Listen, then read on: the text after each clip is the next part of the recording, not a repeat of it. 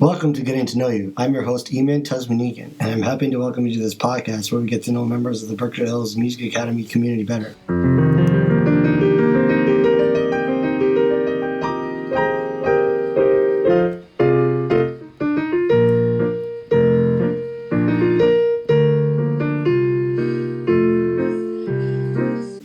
Our guest for today's episode of Getting to Know You is my dad, joining us from Berkshire Hills. Welcome to Getting to Know You, Dad. I'm so glad to have the chance to interview you today. So, first question is, where did you grow up? My usual response to that is I didn't, but I'll give you a straight response. Ohio, Indiana, Pennsylvania, we moved around a lot growing up. Buffalo. How was it living in Vermont? Vermont is beautiful. It's really an amazing place to live.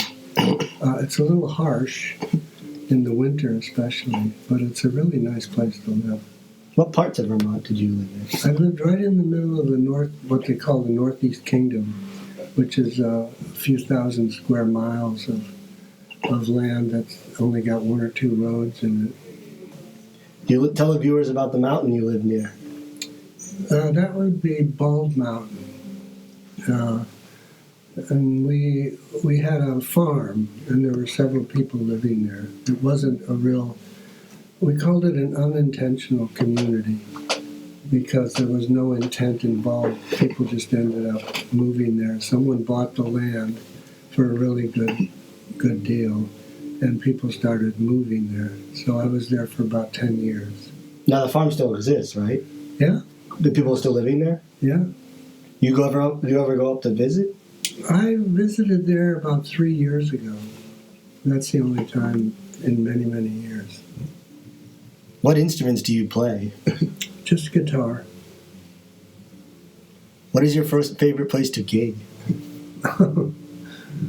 Around here, which is the only place I have, except for a couple of stints in New Orleans. But around here, I like Luther's in East Hampton on Cottage Street. They have a really great sound system and a room that's dedicated just to music. It's a good place to be. What is it like living in Shelburne Falls? I love Shelburne Falls. It's a bit out of the way, not too much, and I can walk into the town in 10 minutes or so. And it's very quiet. They close everything down around 8 o'clock at night. It's a very nice place to live, right on the river too, the Deerfield River. How long have you been living there? I think it's about 8 years now. No, it's a little bit out of the way if you want to visit me. Yeah, right. Not that far, but... How far is it from Amherst to Shelburne? About a 40-minute drive. How long is it from from Shelburne to here?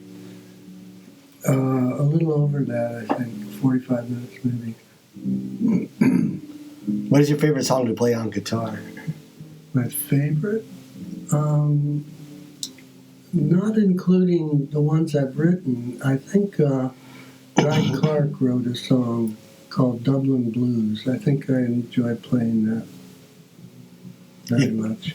If you could play with any musician, dead or alive, who would it be and why? I don't know. I never really thought about that. Any musician, dead or alive? Mm-hmm. I think I'm playing with some pretty amazing musicians now. One in particular, Anand Nayak, who's a multi-instrumentalist. We play out here and there. So I wouldn't need to go into any famous people. These people are far and away the best musicians I've ever played with around. If you had a superpower, what would it be and why? Superpower? Mm-hmm. I'd probably go all out and end war. That would be my first choice. That'd be a good start for humanity. What's your favorite Bob Dylan song to play? Bobby Dylan. Because I know we both like Bob Dylan. Currently, Buckets of Rain. I've been playing that for a couple of years now. That's probably currently my favorite Dylan song. But most of the Dylan songs are not easy to play. He's a unique guitarist and musician. He comes up with stuff that's baffling, how he arranges it and just kind of blurts out these amazing songs. We played a couple songs together. Yeah. Can you share a few that we've done? No, you should share because I don't remember. I remember We did the Buckets of girl Rain. from the North Country. Did we do Buckets of Rain too? Yep, we did the one with the me and Bobby McGee. Yeah, I've been doing that off and on for a while. It Ain't No Hurry. Well, Ain't No Hurry, my one-hit wonder. Tell the viewers who you did that with Yorma. Yeah, The guy from Jefferson Airplane. Coconut. I met him at his guitar workshop weekend many years ago, 6 or 7 years ago, and then I kept going back each year for a few years. And the first year I was there, they have an open mic on Saturday afternoon, and I played a song called Ain't in No Hurry that I wrote years before that, actually. And a couple of years after that, I got an email message from Yorma's wife, who runs the workshop property, saying they wanted to use my song on the CD. They wanted to play it on the next CD he was doing. And then ultimately, then it took about a year or so to get that together. I sent them a copy of the song, and they worked on it and came back with something that was really good.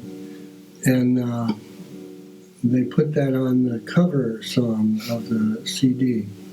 That was the latest one he's done, which was up 4 years ago, I think, 3 years ago. Now he's still touring? No, He's still touring. He's 82 years old, 81 or 82, and he's still out there doing what he's doing. And that was the cover album of the Ain't No Hurry. He put that out 4 years ago. I think it was 4 years that he did that album. You got an email from him when you played from the song? Yeah, they just emailed me and said, would you be interested in us using your song on this next CD? So did you ever go out to the Yeah, I've been there. to the place anymore? No, I haven't been out there for a few years now. A couple of years. It's for the viewers. It's out in Ohio, right? Southern Ohio, yeah. There's a name for it, right?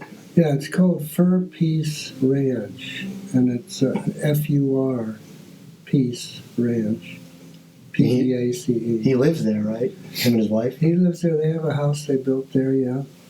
Is it separate from the studio, from the guitar? Well, there's several buildings on the property now. One of them is a performance center, Performance hall? like you have here. Oh, okay. Yeah.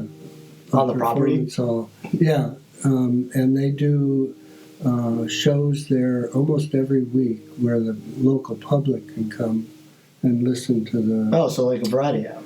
No, like we it's do not here? variety hour. It's they bring in very famous musicians Oh. and bands that come in and play. And the local public can come and watch? Yeah, and yeah. It's a theater like with about 100 seats in it. Now, have you got a chance to see it? Did you see it? The theater? Yeah, have you got I a chance to played go in out? it. Oh, so you've gotten a chance to go out and you've played in the theater? Yeah. A few times. You played guitar and then you stopped for a while. Tell everybody the inspiration, how you picked it back up. Well, Funny story, isn't it? Do you want to hear the whole story? Yes, I do. Okay, because it includes you. Yeah, I know the story, but for the viewers, Okay. they might not know it. Okay. So when I was around 18 or 19 years old, I got my first guitar, and didn't play it much at all. It pretty much sat in the closet for the next 50 years or so, I think. Not 50, but 40 anyway. And I played about once a month. I would take it out and play a few songs, and then my fingers would get sore, so I put it away. I wouldn't stick with it. So then about, I think 12 years ago, how long have you been here?